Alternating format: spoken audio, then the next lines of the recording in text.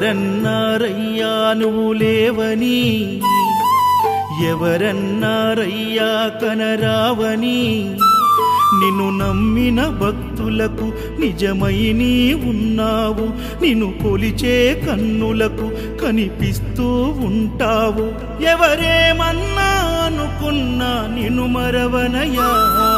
శరణమయ్యప్ప స్వామి అయ్యప్ప, శరణాలు మరవలేను విడవలేను అయ్యప్ప.